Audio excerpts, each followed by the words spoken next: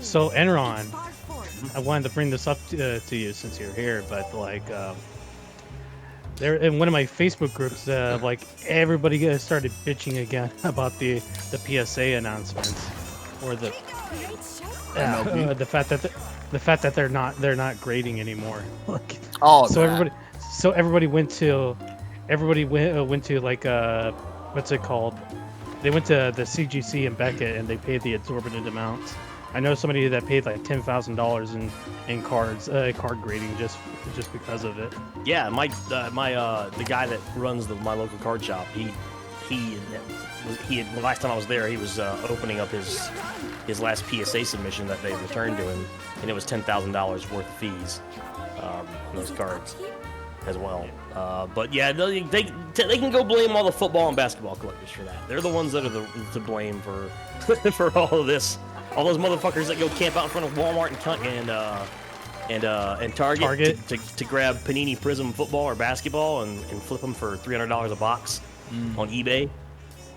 And making the values of everything, like even the trash rookies in like NBA basketball Prism or any of the higher like the higher tier products, even the trash not trash rookies, but like the mediocre rookies still go for more money than like a good football rookie or a good baseball rookie would go for. Like there are people grading like dudes who are like picked in the 20th overall pick in last year's draft who's averaging like 5 points a game. There's dudes that were sending those in to get graded and like turning around and selling them for like $100. On all these resale sites. So those are the guys that are to blame for the PSA card submissions. That shit just got way too hot. The hype just got way too much, and everybody was trying to get in on it and take advantage of bulk grading rates, and now they have this huge ass backlog. So they can all blame them. All the sports card collectors are blaming the Pokemon people, though. They think Pokemon is the reason. Yes, is the reason. I mean, I've seen so many discords in the last last 3 or 4 days where people's like, goddamn Pokemon nerds, stop submitting their shit.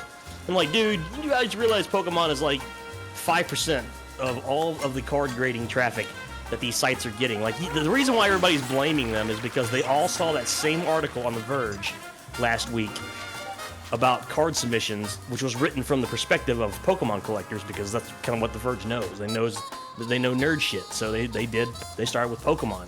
Well, and of course, all the sports card collectors are all a bunch of like middle-aged wannabe jocks, anyways, that are very hostile to stuff like this. They just started blaming Pokemon and Yu-Gi-Oh and all those guys for all the submission backups. Which is funny because Yu-Gi-Oh is even smaller than the other two. I know, but they don't know it. They don't know that.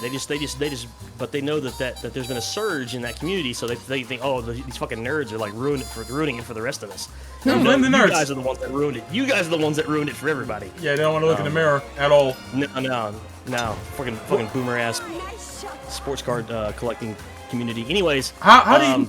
I have a question about to you about what do you think of NFTs and how do you think this is going to change the collecting card collection game? All right, so pretty much everybody I know, like when I talk about NFTs, they're like, "What the fuck? You're paying that much money for a fucking JPEG?" But I mean, like, I get it because they don't understand that the picture doesn't matter. It's the one of one, like unique piece of data that says this is yours. That's what you're paying for. The art is just whatever, like, or the card behind it, is just really whatever. That's not where the value comes from. The value comes from scarcity, which is the whole blockchain thing. Of course, people don't really understand that. They just see that, oh, somebody paid $60,000 for a picture that they can only view online, and that sounds like completely absurd to them. Personally, all the hype, like all the hype beasts are jumping on this shit. At least in the football and basketball communities. Of course, NBA Top Shot is by far the most popular one for sports, and people are like, rich collectors are jumping all over it, and anybody else who can afford a couple of grand for something like this is jumping on it and thinking they're going to be, they're going to make a ton of money off of it. I don't know, like it hasn't been around long enough for anybody to say, oh yeah, this is here to stay, or is this going to be a fad that's going to fade away? I mean, we all agree. I mean, anybody who's a collector agrees that we are in some sort of collector's bubble currently right now. It's a Well, yeah, matter so, of like- whether it's Yeah, going to so- stay or not. Yeah, so is it going to be a bubble that's going to bust? Is something really fucked up going to happen? Like, for instance, let's say that wherever it is that the NBA is hosting these images, like if they get yanked down for whatever reason, or they get hacked or something like that, and all these little video clips and photos go away. Of course, you can't take away, like I said, you can't take away the piece of data that says this is yours. But you know, if that shit goes away somehow, like, how's it going to affect? How's it going to affect people's values for these things? And people are going to stop buying? You know, is it just going to crash into the ground? Like, nobody knows. Nobody knows. Nobody knows what's going to happen. The first time something like that happens. So I'm curious to see, you know, what happens if when something does like happen like that, because something will. Like, somebody's going to hack somebody's shit. And somebody's going to lose, like, all their NFTs. Somebody's going to lose, you know, whatever artwork that they had hashed to these things. You know, there's something fucked up is going to happen eventually. And we'll see what happens after that. Because, you know, I also heard people say, like, well, look at Bitcoin. You know, all this shit happens in Bitcoin, and it's still around. And that's true, but Bitcoin actually is a store of value. Whereas these NFTs are only worth what somebody's going to pay for it. So let's just say you pay $10,000 for your NFT, and some fucked up shit happens and nobody trusts the NFT market anymore, like, your NFT may only be worth like $100. That's true, though. That's definitely Whereas Bitcoin is a store of value, so it's always going to be worth something. So as weird as that might sound, like 20 years ago, it is the definite truth. yeah, As a thing, like, ever since Bitcoin came up, and I won't say who it is, but somebody I know who's in Bitcoin, ever since it skyrocketed in price, like, has been part of a group that has been. Room's open, by the way. He's part of a room. So, but don't you think you're going soon? I got time for three holes. I'm taking this Okay, back to got that DLC stage. So Yeah, just want to make sure. no, you're good. But the point I'm getting at is that he's part of a larger group of Dogecoin owners slash Bitcoin owners who are basically buying out, like, all the collectible stuff here and there.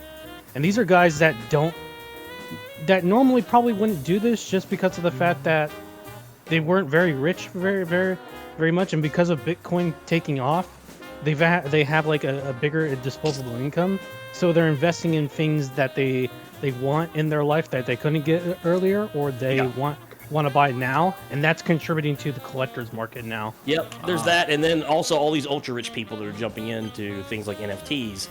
They don't really give a shit about the collectible. Like, they're not baseball or basketball fans probably. Because I was listening to a podcast about this just the other day, and a lot of these rich guys that are jumping into this stuff, into the high-end card market and NFTs, are basically just using this as a hedge. Like, they're just hedging money in these things, or they're using it to diversify, you know, their investments. And they're using it like that as opposed to, you know, oh, I'm a fan of this, so I want to buy this clip of LeBron dunking all over, you know, Vince Carter or whatever for $5,000. Yo, real quick, Federico, welcome, sir. What's up, nerd? Yo. Wait, go ahead, Aaron. Sorry, didn't mean to interrupt No, you. I was pretty much done with that. But Man. funny thing is, with all the stuff going on, I ordered a bunch of the semi-rigid, like, plastic card holders that you're supposed to use for submitting to PSA and all these other grading services, and they're hard to get because everybody was fucking submitting their shit. So I had to wait. I've had an order open with BCW for like 6 months on these things, and I got an email notification that they are finally shipping my order 1 week after everybody cut off submissions. So Oh, damn. I bought all this shit so I could submit things to get graded, and now they stopped that. But oh, hey, now I got my stuff finally. Oh, GG. Wow. I suppose at least you're getting it. So are you not gonna submit anything? You're just gonna go to, like, or are you gonna actually go to the other places like CGC or Beckett, or are you just gonna say, I'm good? I might sub some stuff to like SGC if I have to, but otherwise I'm just gonna sit on my pile and wait for the submissions to come back open, and I don't think they're ever going to get cheap again, but maybe they will lower the prices again once they get through the backlog. I don't know, but I'm just going to wait and see anyways, because like I don't have anything burning a hole in my pocket right now that I have to get graded so I can sell. So, you know. I have a few things that I've toyed with the idea of getting graded ever since, but because of like all the like shitstorm that people are doing, I'm rather just like I'm just sitting on them now and just keeping them in containment folders. Ah, so. shit. Yeah, I mean, that's probably the best thing to do right now. Ah! Oh, shit. Fuck! So close. Yo, It's Fred, not man! like in my case, it's not like if I submit something, they're going to go up like a huge amount of money. They're probably going to go up like at most if I did get retail for them, if they get graded at a decent enough grade, I'm probably going to see like maybe $7,000, and that's it. Man. Well, yo, And I understand the irony of me saying that statement. Only $7,000. only. But, yo, Fred, man, I heard good things about